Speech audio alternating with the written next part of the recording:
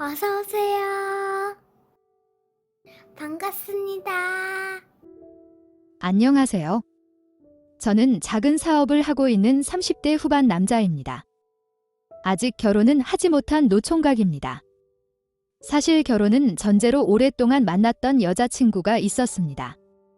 하지만 다른 놈과 눈이 맞아서 바람이 나서 도망갔습니다. 심지어 뱃속에 제 아이까지 있었는데 말이죠. 그 후로 저에게 한마디 의견도 묻지 않은 채 그 아이를 지우고 다른 남자와 살림을 차렸습니다. 그 일이 있고 나서는 여자만 보면 이가 갈리고 화가 났습니다. 그렇게 지낸 지 4년이 좀 넘었습니다. 싱글 남자가 여자도 없고 딱히 하는 취미도 없다 보니 정말 일만 죽어라 한 것 같습니다. 그래서 현재는 회사명도 바꾸고 좀 더 큰 곳으로 이전도 하였고 지방에 공장도 가지게 되었습니다. 그런데 최근 들어서 저희 제품에서 불량률이 증가하고 실패 비용이 자꾸 늘어나는 것이었습니다. 그래서 해당 제품을 몇 개를 서울 사무실로 올려서 확인해 보았더니 아무래도 원자재의 품질에 문제가 있는 것 같아서 지방 공장으로 가게 되었습니다. 저하고는 오랫동안 일했던 공장장님하고 이야기를 나누었는데 역시나 원자재가 이상한 것 같다고 하였습니다. 그래서 관련 원자재 시험을 의뢰 및 검사 결과서를 받았습니다.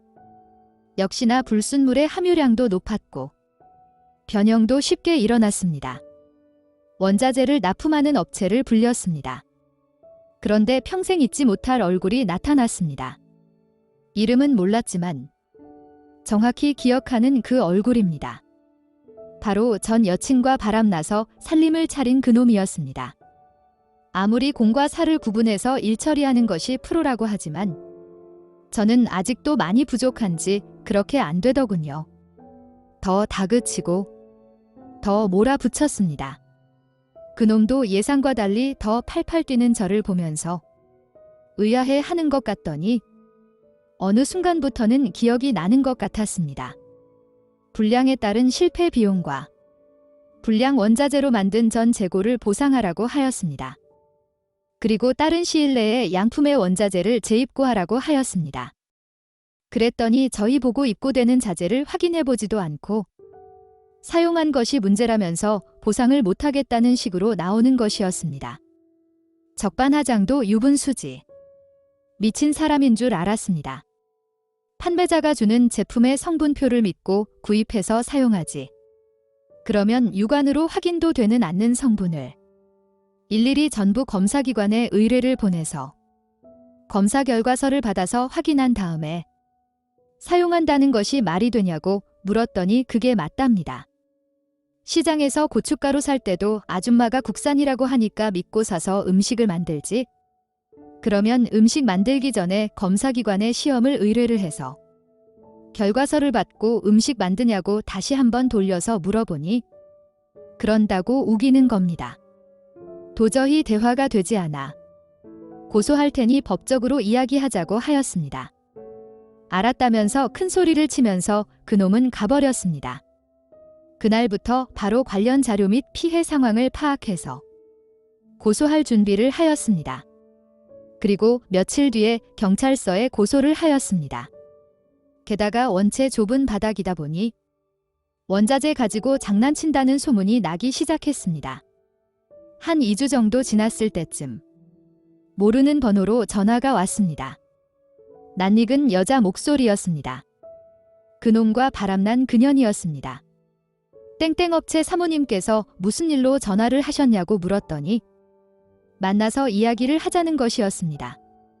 바빠서 내려갈 시간이 없으니 할 말이 있으면 서울 사무실로 올라오라고 하였습니다. 그 전화가 끝나기가 무섭게 사무실로 들어왔습니다. 회사 앞에서 전화를 한 것 같았습니다. 예전보다 성공했다면서 칭찬 아닌 칭찬을 하길래 바쁘니까 용건만 말하고 빨리 가라고 하였습니다. 그랬더니 우리 사이가 보통 사이가 아니었는데 정없이 그러지 말고 이야기를 나누어 보자는 것이었습니다.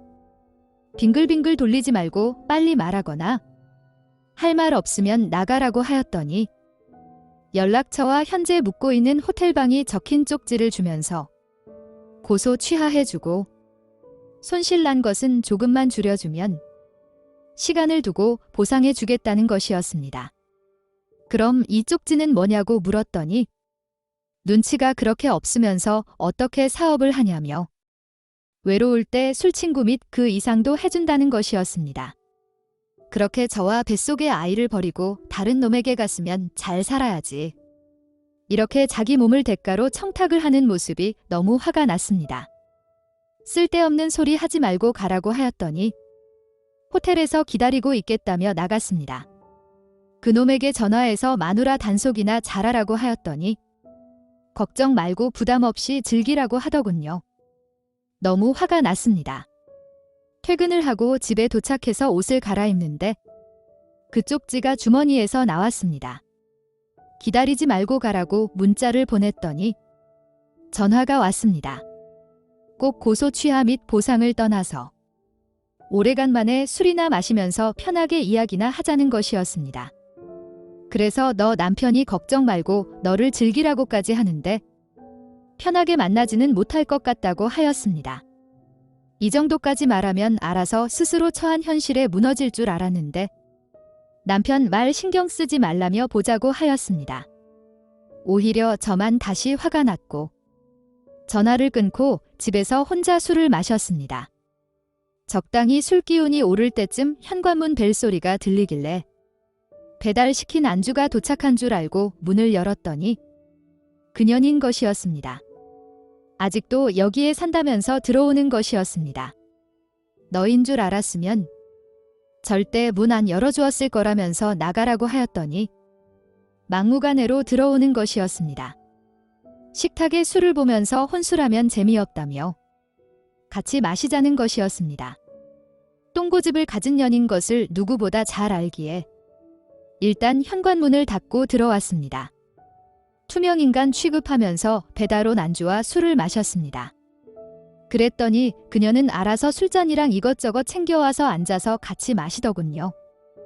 그러더니 어느 순간 조용히 제 옆에 와서 앉아 터치를 하였습니다. 한 번만 더 터치를 하면 인격체로 대해주지 않고 도구로서 대할 거라고 그랬는데도 바로 저에게 키스를 하는 것이었습니다. 저도 지난날에 복수를 하듯이 아주 거칠게 대해주었습니다. 엄청 놀란 듯이 당황해하였지만 거부하지는 못했습니다. 밤새 격한 시간들은 보냈습니다. 다음 날 아침 조심스럽게 가려고 하길래 보내준다고 한 적 없다고 하였습니다. 앞으로 일주일 동안 여기서 지내면서 하는 것을 보고 원하는 것들을 들어줄지 말지 결정하겠다고 하였습니다. 하지만 그냥 간다면 지난밤의 시간들은 아무런 소득이 없을 거라고 하였습니다. 조용히 문을 닫고 다시 들어와 제 옆에 눕더군요. 그리고 다시 격렬한 시간을 보냈습니다. 그러고는 이 집에서 나가기 전까지는 개인 핸드폰을 켜지 말라고 하였습니다. 알았다며 조용히 폰을 끄고 식탁 위에 올려두었습니다. 저도 일주일 휴가를 내고 집에서 같이 계속 있었습니다. 온갖 집안일을 다 하였고 중간중간 제가 원할 때마다 격렬한 시간도 보내었습니다. 그렇게 일주일의 시간은 지내고 그녀는 잘 부탁한다는 말과 함께 돌아갔습니다. 앞으로 외롭고 생각날 때 언제든지 술친구 겸 파트너로 불려도 되냐고 묻는 말에 알았다는 씁쓸한 대답도 남기고 갔습니다. 충격적인 것은 그 일주일 기간 동안에 그놈에게서는 단 한 번도 연락이 오지 않았다는 것과 그년과 이야기 중에 알게 된 것이지만 이렇게 몸으로 청탁하는 것이 처음이 아니라는 것이었습니다. 그리고 약속대로 그놈이 원하는 대로 어느 정도 조율을 해주었습니다. 고맙다며 다시 한번 찾아왔지만 다시는 이런 일로 오지 말라고 하고서는 돌려보냈습니다. 복수를 했다고 생각했지만 지난 추억까지도 다 망가져 버린 것 같아서 씁쓸했습니다. 홧김에, 술김에, 복수심에 너무 한 것 같아서 미안한 마음도 많이 들었습니다. 답답한 마음의 주저리 긴 사연을 적어서 보냈습니다. 읽어주셔서 감사합니다. 오늘의 사연은 여기까지입니다. 구독과 좋아요, 알림 설정 부탁드립니다. 긴 글을 읽어주셔서 감사합니다. 구독과 좋아요 꾹꾹 눌러주세요. 꾹꾹. 알림 설정도 꾹꾹 눌러주세요.